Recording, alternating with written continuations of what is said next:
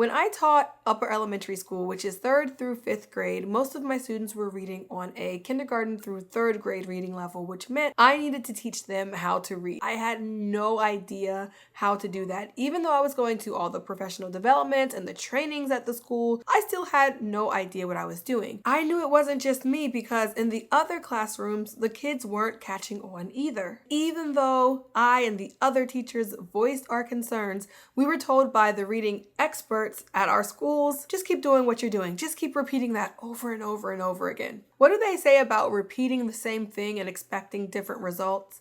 Okay, so I did not believe them. So slowly over the years, I read more books, I did more research, and I finally learned how to teach children how to read. I'm making this video for parents and teachers. A lot of teachers across the United States do not have the skills to properly teach a child to read, and then it's falling back on the student like there's something wrong with that student when we haven't actually been teaching them 100% properly. And for parents who know or may not know that you cannot trust the school system to teach your child to read because you have no idea if that teacher even knows what they are doing, I just want to let you know that there is a very good chance that if your child is struggling to read, it may not be your child. It may just be that the teacher does not have the tools, either the actual skills or the time to teach your child how to read systematically. So let's have a little story time. I'm going to tell you how I learned how to teach children to read and give you some recommendations on books you must read. Like, you should have these books in your house or in your classroom, in your school, if you really want to become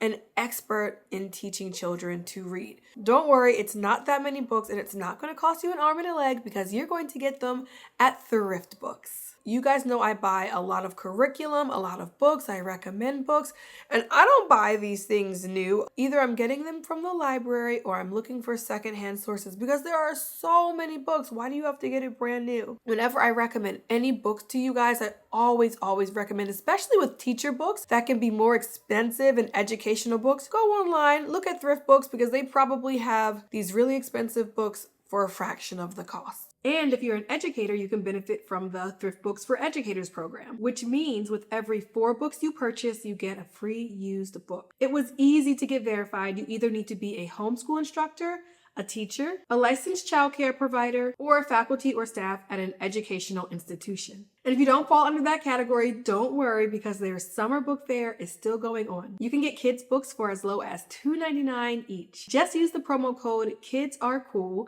add 5 books that are labeled with the red deal tag, and 1 will be free. And as a bonus, there's no limit to how many times you can use the promo code. So make as many orders as you'd like. So whether you're an educator or a parent, if you need more books for your child's library, which we always do, now is a great time to get them. All the books I'm going to mention today, you can find at Thrift Books. Okay, so now I'll tell you what books helped in my classroom even when I didn't quite know how to teach kids to read, and what books actually taught me how to teach children to read once my own child was like 4 years old and I was ready to teach them how to read.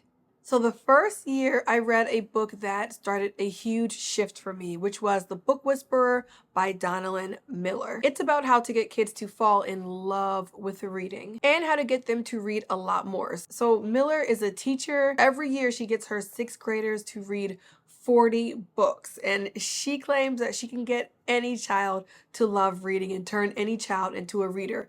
And I believe her because after reading her books and reading other books, I feel like the same now. Like, oh, you don't read?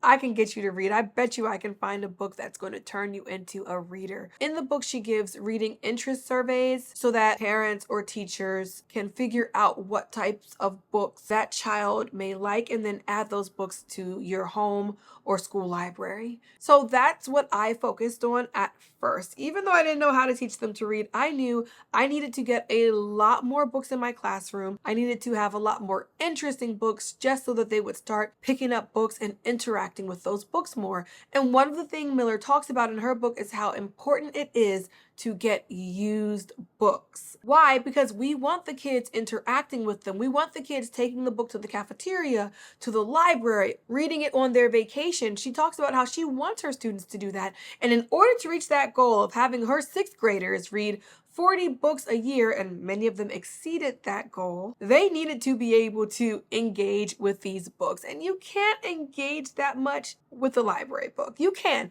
You definitely can. But if you were like me growing up, we got library books. It was like, do not mess up that book. Can I take the book with me to dinner? No, you cannot take that book with you to dinner. It's going to get mashed potatoes on it, and then the book is going to be ruined, and we're going to have to pay fines, and there's all this stuff. Like, I love libraries, but when it comes to teaching a child to read and building a library and encouraging a child to read more and more, it's a great idea to have just a bunch of used books for them, so there's no boundaries. They don't feel weird if they lose it or rip it or tear it, and you don't feel anxiety like, oh no, sure, you can read my brand new hardback beautiful cover book. No, get that book used 25 cents, $1, $3, $5, and keep it moving. Again, that's why I am in used bookstores. I'm at libraries, going to library sales. I'm looking at nonprofits. And when I want a specific book, I can go on thriftbooks.com, find that specific book for a fraction of the cost. I can get 2, 3, or 4 used books for us to read as a little small group at home.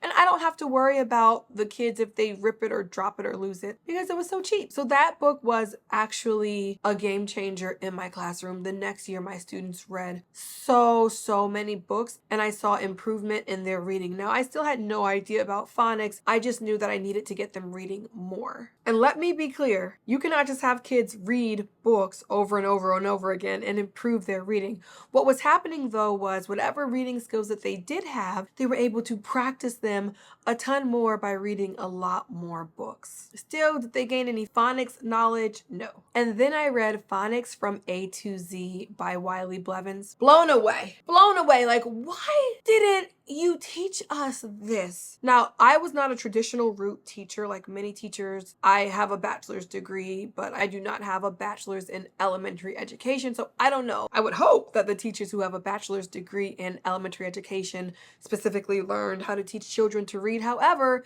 since there's been a lot of debate going back and forth, maybe they don't, depending on their program. Anyway, I read that book and I was like, what? This literally just explained the whole process of how to teach a child to read, from why kids in classrooms can't read, to teacher quality and how that affects it, to organization and timing and how that affects it, to how practice affects it, to actually what phonics is. Thank you, Mr. Blevins, because we were told to teach phonics and we weren't even told what it was. Phonemic awareness, I never heard of that in my entire life. Digraph, I saw it in the curriculum and I was like, yeah, kids, that's a digraph. What is it? A digraph. Yeah, good job. Had no idea what that even meant. But after reading that one book, things totally shifted for me. I understood it. You guys are smart people. You're going to read this book, you're going to understand, and you're going to be like, why didn't they assign us to read this book a long time ago? And why didn't they get us a curriculum that is aligned with this? And now this book was originally published, I think I was 10 years old. So they've had enough time. They've known how to teach kids to read for a very long time. Anyway, it's a great read. It's also on thriftbooks.com. Check it out. The Book Whisperer and the companion book, Reading the Wild by Donalyn Miller, highly suggest those two in terms of getting kids to love reading. In terms of the actual skills and how to teach, definitely read this book. And it's a pretty easy read. There's a lot of information. You may skip back and forth, but just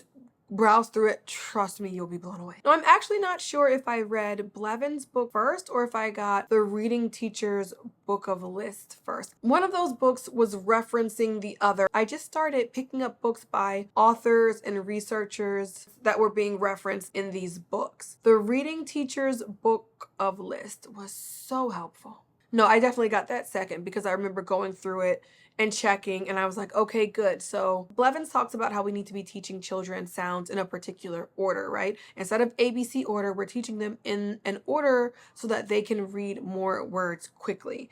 And so they had a list of a suggested phonics teaching order, and their list pretty much followed closely what Blevins was doing, which I thought like, okay, now this is starting to make a lot of sense. There's just so many lists in that. It's just like list after list after list. So it's not a book that you have to read through. It's more like a reference book. A lot of the information that I'm giving people that they're like, oh, comes from that book. So I highly suggest getting that book. Check it out on thriftbooks.com. And then I picked up a copy of How to Teach Your Child to Read in 100 Easy Lessons. And the way I found that book, which is a book I recommend parents use to teach children how to read. Even if you're a teacher and you have a small group, you might just want to pick up this book and teach the kids to read. But anyway, I picked up that book because I had seen the author's name and some other reading research. I think I had seen it in regards to direct instruction. So 100 Easy Lessons is a direct instruction book. I'm not going all the way into that, but if you know what it means, you know what it means. I use direct instruction with my 5th graders. I thought it was just a really good method that made sense to teach children explicitly instead of like figure out what I'm trying to say. Engelman was the originator of the direct instruction programs and teaching approach, along with Elaine Bruner. So that is how I came across that as I was just reading about direct instruction. So if you are a parent, definitely go with the Teach Your Child to Read in 100 Easy Lessons. And also, even if you're a teacher, it might be good for you to go flip through that book and see what words are being said to teach children how to read in a home setting. Teaching my child to read with that method helped me understand how all children can learn how to read. And then as I kept reading Blevins, eventually From Phonics to Reading came out, which is a reading curriculum by Wiley Blevins, which you can also find on Thrift Books. It's what I recommend for homeschooling, for classroom use, when you have a longer period of time that you can just kind of relax and teach your child to read over 6 months or a school year. As always, I recommend, especially the teacher's guide, because the teacher's guide can be a bit pricey. I recommend getting that used. People use it and they don't need it anymore. It's up on Thrift Books. Why not get it used? After going through all that stuff, I'm an expert. Like, ask me any reading questions. I actually need to renew my teaching license. I keep saying I'm a certified teacher turned homeschool mom, but as of right now, I'm not certified. I have to get recertified because I haven't taught in a few years. One of the ways to become recertified is I can take the reading teacher's praxis, and I started looking through the practice questions and the information. If I would have had to take that reading test back when I was a reading teacher, I would not have known what any of those things were. Now, just through my own research and reading, that test is so easy. I'm looking at it like I don't even have to study. Okay, I don't even have to study for this. Let me go ahead and take that test. Then I might come out with a study guide for you guys. Anyway, that's my story on how I was a reading teacher who did not even know how to teach kids to read, how I made up for that in the classroom, and the resources I used to teach myself how to teach kids to read. I hope you have enjoyed this video. Thank you again to Thrift Books for sponsoring today's video. Check them out using the link in the description box.